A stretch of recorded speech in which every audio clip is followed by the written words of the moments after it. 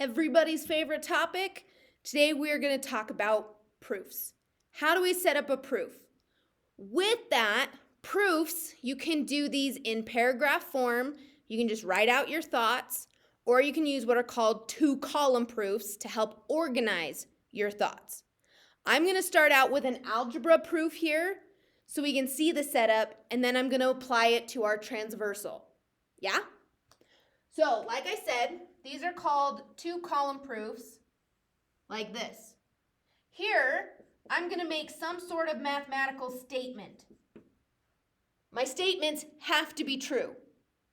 Making these statements.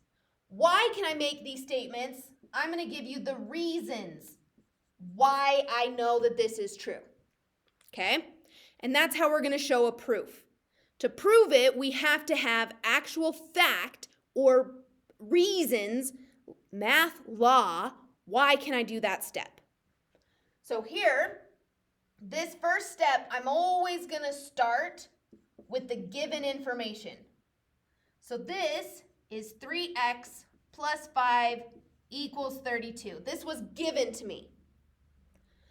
So what I'm going to do is I need to solve for x. I need to isolate x. So what I'm going to do is I'm going to subtract 5 from both sides. So minus 5, that's going to give me 3x equals 27.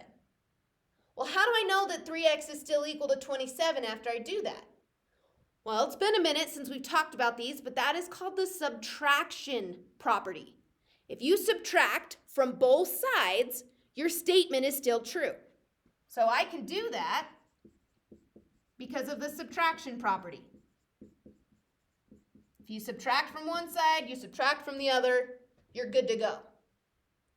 Okay, I'm still trying to isolate x, and so what I'm going to do is I'm going to divide by 3, and that tells me x equals 9. Well, that's what I wanted. That's a good thing. How did I know I could do this? If I divide on one side, I have to divide on the other. That is called the division property.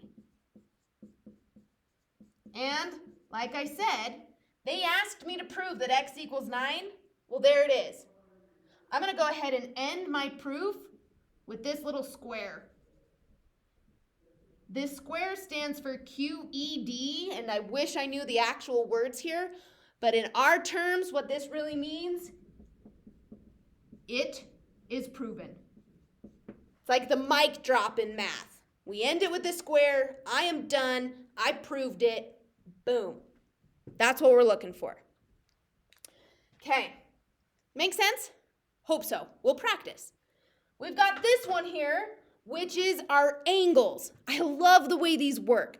The cool thing is you do not have to do it exactly as I do it. As long as what you're doing is legal, you can do whatever you want. Shorter the better in most cases, but if you want to be, flaunty, big brain ideas, do what you want. I'm going to start out with, again, my two-column proof. Here I'm going to go ahead and make my statements. And these are the reasons why I can make that statement. Okay? So, always start with the given information. So I know line M and line L are parallel. They told me that. I have to be given some information to start. So there we are. M is parallel to L, and I need to prove that angle 1 is congruent to angle 8. If you remember from our last videos, angle 1 and angle 8, we already know those are congruent. Those are alternate exterior angles. And because our lines are parallel, we already know alternate exterior angles are congruent.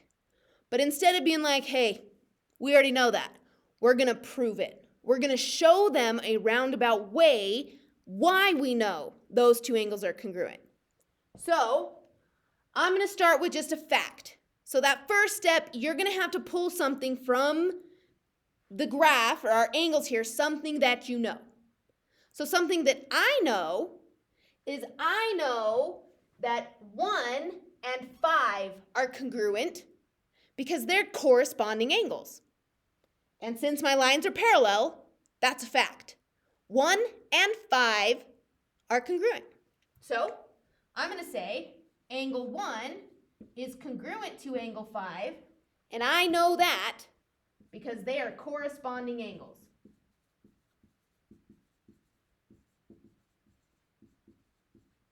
Okay? So I just went from 1 to 5. So now I'm here at angle 5. Well, I know angle 5 and angle 8 are congruent because they're vertical angles.